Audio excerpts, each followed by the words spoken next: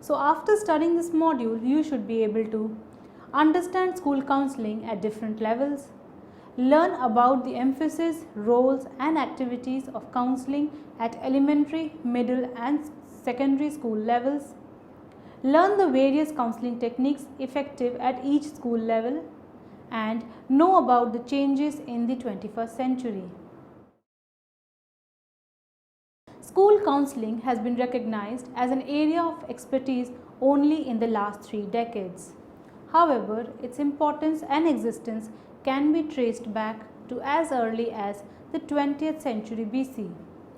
Although traditional school counseling has been considered to be important for young adolescents, research has indicated that interventions by a trained counselor benefits children of all ages, including the very young. Within the field of school counseling, the professional literature focuses on 3 distinct school age populations.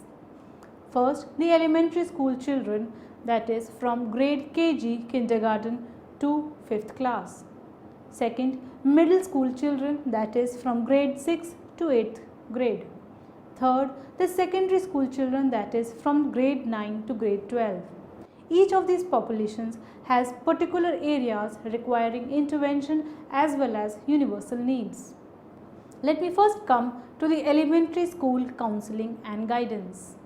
Elementary school counseling is a relatively recent development. School authorities have now recognized the need for elementary school counseling. It is now being widely accepted that the need of the children at this level also is not merely academic development. Elementary school years set the tone for developing the attitudes and skills necessary for later years. Children develop into healthy, competent and confident learners in the present as well as future years. Through a comprehensive developmental school counseling program, the school counselors work with teachers, other school staff, parents and community to create an environment conducive for development as well as the academic growth of children. The first book on this subject was published in the 1950s. The discipline was almost non-existent before 1965. In fact, less than 10 universities offer training courses in elementary school counseling in 1964. Despite the first elementary school counselors being employed in the late 1950s, counseling as such did not gain momentum until the 1960s. In 1964, Congress passed the National Defense Education Act NDEA Title 5A, and counseling services were extended to include elementary school children. 2 years later, the Joint Committee on the Elementary School Counselors issued a report defining the roles and functions of the elementary school counselor, which emphasized the counseling, consultation and coordination. Government grants to establish training institutes for elementary school counselors were authorized in 1968, and by 1972 more than 10,000 elementary school counselors were employed. During the 1970s, the number of school counselors entering the elementary school counseling specialty initially leveled off and then fell temporarily due to the decline in school enrollments and economic problems. In the late 1980s, however, accrediting agencies and state departments of the public instruction made it mandatory that schools provide counseling services to the elementary level. This resulted in an unprecedented demand for elementary school counselors. Now let us discuss the emphasis and roles of elementary school counselors. Elementary school counselors are the front-line operators in the mental health movement in the educational setting. No other profession has ever been organized to work with individuals from a purely preventive and developmental perspective. Among the tasks that elementary school counselors regularly perform are the following. Number 1. Implement effective classroom guidance. They also provide individual and small group counseling. They assist students in identifying their skills and abilities. They work with special population, develop students' career awareness. They coordinate with school, community and business sources. They consult with teachers and other professionals. They communicate and exchange information with parents and guardians. And also they participate in school improvement and interdisciplinary teams. The fact that the elementary school counselors can and do make a difference in the life of children they work with is a strong reason for keeping and increasing their services. That is one reason ASCA initiated its model. There is no denying that it is easier to handle difficulties during the younger years than at later years. Elementary school counselors who have a vision and follow it through can transform this culture of a school. The table highlights the comparison of the old and the new school culture. The old school culture was adult driven, whereas the new school culture is student driven. The other characteristics of the old school culture is that it is punishment driven, it has externally imposed discipline, it focuses on problems, it is competitive and non-collaborative until expected to change the individual, peer isolation, problem approached by adults using discipline, threats, paddle and behavior modification. Children try to solve problems by swearing, hitting and threats. Children are not empowered to change themselves and to help change others. Whereas in the new student culture or the new school culture, the culture is student driven, it helps in learning new skills, it is self-imposed discipline, it focuses on problem solving, it is cooperative and collaborative until expected to change the individual, the group and the community. It is peer supported. The problems resolved by adults using dialogue, positive interaction, cooperation and a problem solving model. Children try to solve problems by problem solving model and peer support. Children are empowered to change themselves and help change others. Individual counseling at the early school level. The primary goal of school counseling program is to help students with those aspects that may interfere with their learning and school performance. All students have the opportunity to meet the school counselor individually so as to explore issues that may be troublesome to them. With the school counselor's support and guidance, goals are set to resolve the concerns of the student. Possible topics that might be discussed are anger, friendships and peer group pressures, academic concerns, conflicts and problem solving, decision making, coping strategies and dealing with illness, death and divorce in their families. At the group level, group counseling may also be offered. Students may choose or may be referred to or may be suggested by the counselor to participate in small group counseling sessions. In small group counseling, students who share common needs or concerns come together in a safe environment to talk, share and go through role plays to improve their coping skills. Group counseling sessions were often conducted by the school counselor on a weekly basis for a period of several weeks. Sessions are scheduled through the class teacher to minimize the interference with the academic schedule. Group counseling sessions are usually scheduled during lunch break, the class activity period, before school or after school. Also, classroom guidance is provided. Classroom guidance activities are usually a part of the school curriculum. The objective of the elementary school counseling and guidance program focus primarily on the prevention aspect of the program. The counselor makes sure to visit each classroom every month in accordance with the monthly guidance calendar. A 30 to 45-minute lesson related to the developmentally and academically relevant topics is discussed with the students. The general needs of the classroom or the grade level are kept in mind while formulating these lessons. Different topics like understanding self and others, appreciation and acceptance of their classmates, peer conflict and conflict resolution, social skills, dealing with academics, time management, character development, respecting self and others, responsible behaviors, understanding and dealing with bullies, and dealing with transitions may be included. Another aspect is consultation and coordination. A very important role of the elementary school counselor is to assist teachers school administration and other personnel to understand and meet the specific needs of each student. The counselor's role is also that of an advocate for the students' growth and learning. Working together with students, the school, the family, the counselor strives to enhance each student's performance and achievement. Now let us come to the middle school counseling and guidance. Emphasis on middle school counseling and guidance is an even more recent phenomenon than elementary school counseling. It came into prominence in the 1970s as a hybrid way to offer services for students who did not fit the emphasis given by either elementary school or high school counselors.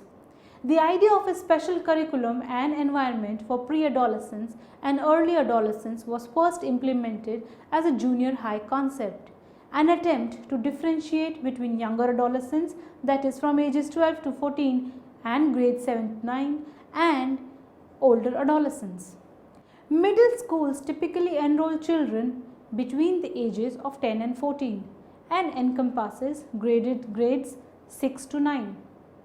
Children at this age and grade level are often referred to as bubblegummers in the US.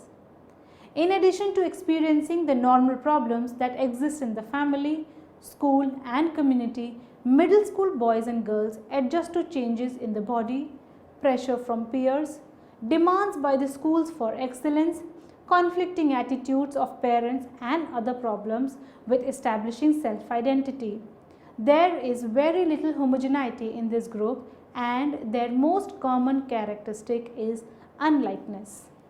According to Dorothy, we know less about this age group than any other group. Part of the reason is that few middle school counselors conduct research or publish their findings about this population. Yet, the Gesell Institute of Child Development and other child study centers offer a description of cognitive, physical and emotional factors that can be expected during this time. Too few counselors take cognizance of this data. On a general level, however, most middle school counselors are aware of the major physical, intellectual and social developmental tasks that middle school children must accomplish.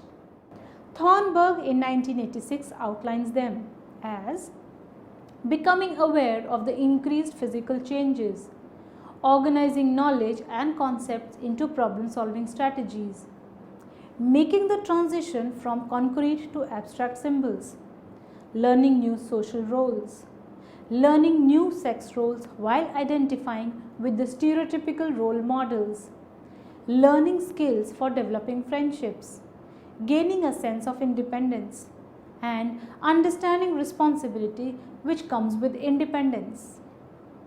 Now let us discuss the emphasis and roles of a middle school counselor. Schools often neglect the physical and social development of the child while stimulating intellectual growth. Middle school counseling, like elementary school counseling, seeks to correct this imbalance by focusing on the child's total overall development. The emphasis is holistic. Counselors stress not only on growth and development but also the process of transition involved in leaving childhood and entering adolescence. Their activities include working with students individually as well as in groups, working with teachers and administrators, working with education agencies, social services and other stakeholders, working with parents to address unique needs of specific children. These roles may be fulfilled more easily if counselors develop capacities and programs in certain ways. The necessary capacities, according to Thornburg, include general information about developmental characteristics of middle school children and specific tasks that students are expected to achieve. In addition, middle school counselors must understand the specific child with whom they are interacting and his or her perspective on the problem. Finally, middle school counselors need to know how to help students make decisions so that students can help themselves in the future and are not dependent on the counselor for problem solving needs. The ideal role of middle school counselors includes providing individual and group counseling, peer support systems, teacher and parent consultation, and student assessment. Now let us highlight some of the activities of middle school counselor. Working with middle school children requires both a preventive and a remedial approach. It is similar to dealing with elementary school children, except that counselors must break down barriers if they are to be truly helpful in a holistic way. The tasks involved are: number 1, prevention. One of the most promising prevention programs for middle scholars is number 1, the Succeeding in School approach, given by Gerler and Anderson in 1986. It consists of 10 50-minute classroom guidance units. This program is geared towards helping children become comfortable with themselves, their teachers, and their schools. Furthermore, this approach is designed to help students focus on behaviors, attitudes, and human relation skills that lead to improved academic success. Second program is complementary to the Succeeding in School program is Rosemary Smith's 1995 group counseling activities for children and adolescents. These activities develop life skills in children. In addition to classroom guidance, group work, middle school counselors can use individual counseling, peer counseling, and consultation activities to foster problem prevention. Third is one of the theoretical approach that helps in this process, which is called as a developmental counseling therapy or DCT. DCT incorporates the developmental concepts from individual theories such as those by Kohlberg, Gilligan, Kagan, and Erikson, along with family theories for counselors to relate to the middle school children in their preferred developmental orientation, sensory motor, concrete, formal operations, and dialectic or systemic. Fourth is other preventive type program is peer mentoring. In this arrangement, an older student such as an 8th grader is paired with a younger student through a cooperative learning arrangement.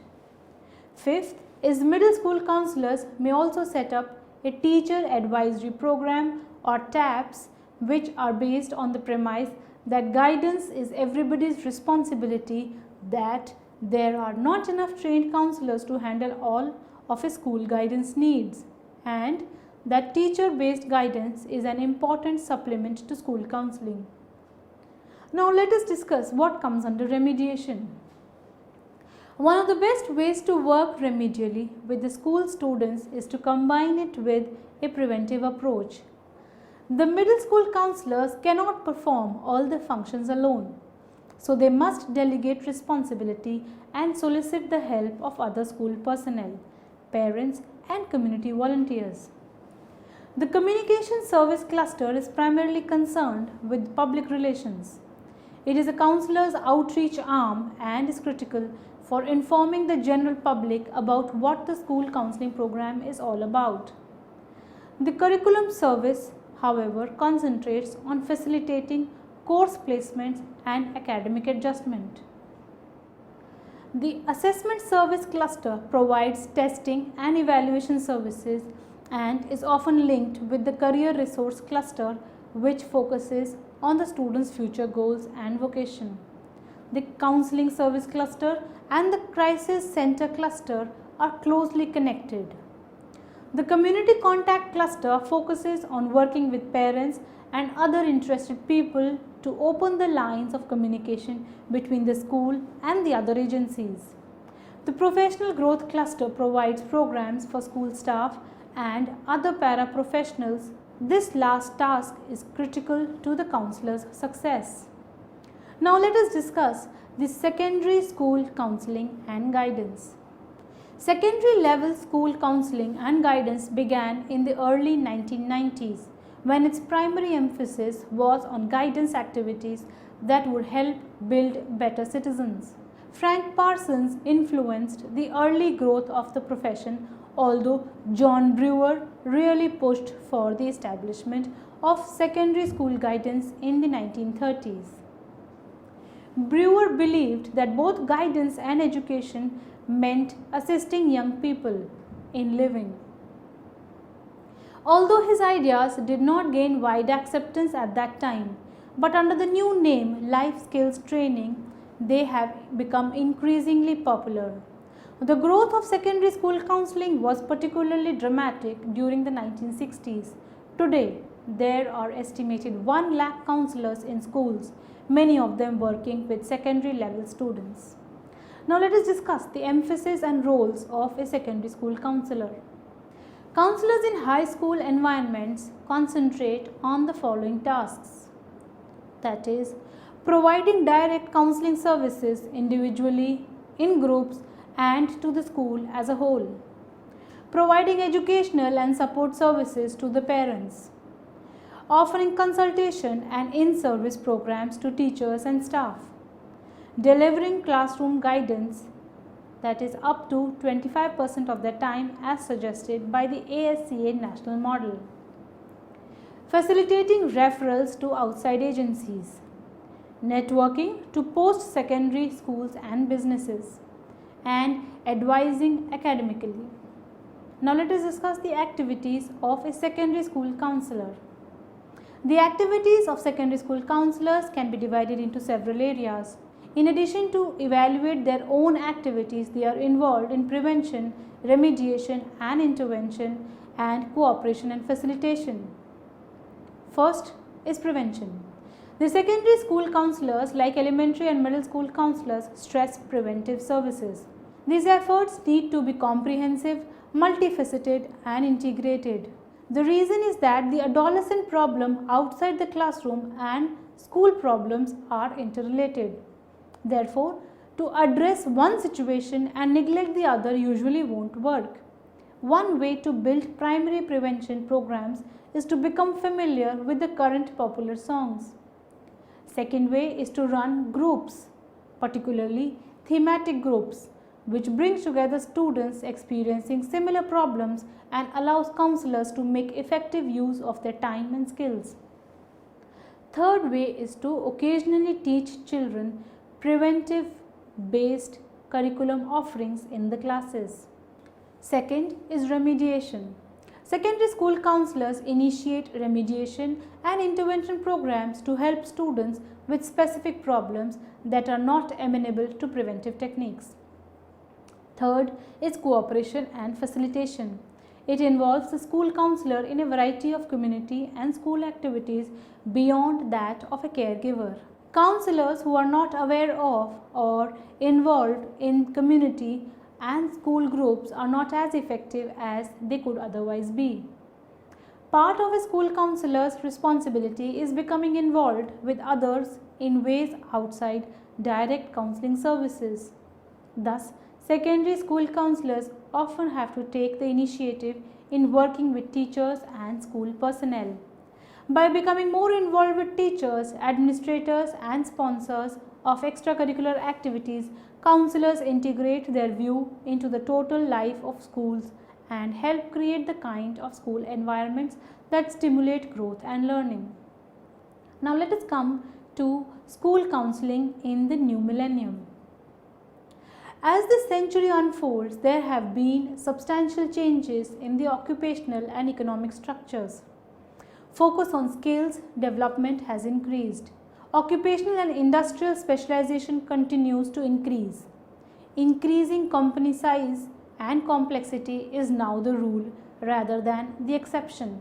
This often results in job invisibility and makes the transition from school to work and from work to further academic achievement more complex and difficult.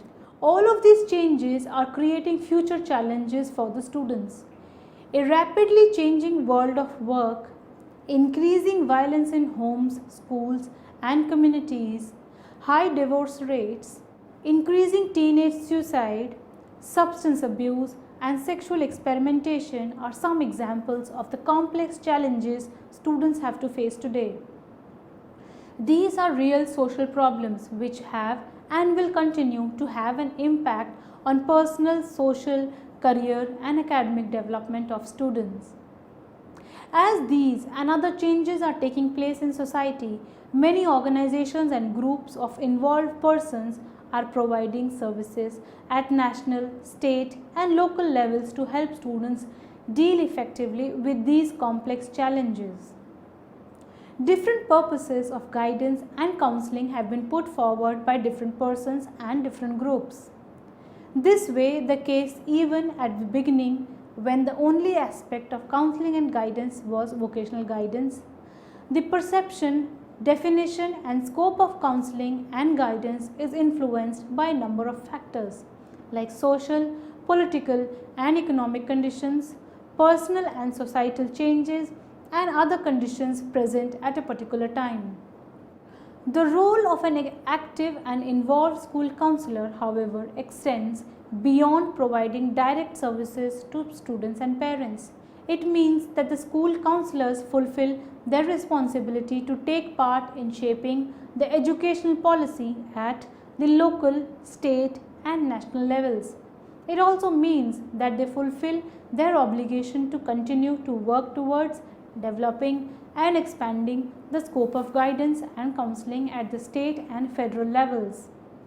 Finally, there is an increasing need for national and state comprehensive guidance and counseling programs, legislation that recognizes it as a program that is equal with and complementary to other programs in education. Well students, now let us summarize what all we have learnt in this module. First of all, school counseling has been recognized as an area of expertise only in the last 4 to 5 decades. Within the field of school counseling, the focus is on 3 distinct age groups: the elementary school children, the middle school children, and the secondary school children. Elementary school counseling and guidance is relatively recent development. The discipline was virtually non-existent before 1965. Elementary school counselors are the front-line operators in the health movement in the field of education. They work with individuals from a purely preventive and developmental framework. Research has proved that the important role of elementary school counselors. It is easier to handle difficulties during the younger years than in later years. Elementary school counseling is conducted at both individual and group levels. The goal and purpose of school counseling program is to assist students with issues that might interfere with their learning and academic performance. Besides individual counseling, classroom guidance activities also form a part of the school curriculum. The counselor visits each classroom periodically and developmentally appropriate lessons are taken. Another role of elementary school counselor is to assist teachers, school administrators, and other school personnel to meet the needs of each individual student. Emphasis on middle school counseling is an even more recent phenomenon and came into prominence in the 1970s. Middle school counseling is aimed at dealing with specific adjustment, developmental, and academic problems related to pre-adolescence and early adolescence.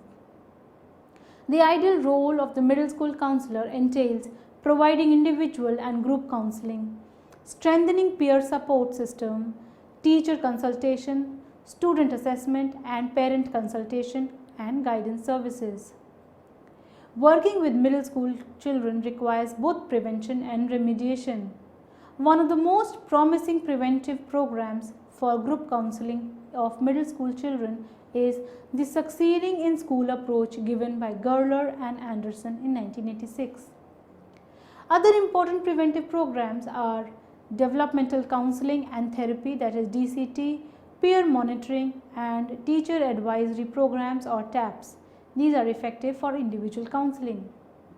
Secondary school counseling and guidance began in early 1900s with primary aim at building better citizens. Frank Parsons and John Brewer are the major contributors to the establishment of secondary school guidance programs in the 1930s. An important function of any school counselor is that of a constant remodeling of the counseling program to suit the current needs of the children. There have been substantial changes in the occupational, social, and economic structures in the 21st century. This often results in job invisibility and makes transition from school to work difficult. The role of secondary school counselor is to help students in this area by providing relevant information and developing job relevant skills. The vision for guidance and counseling in the present millennium is fully implemented comprehensive guidance and counseling programs which are and will serve all students and their parents, staffed by active and involved school counselors.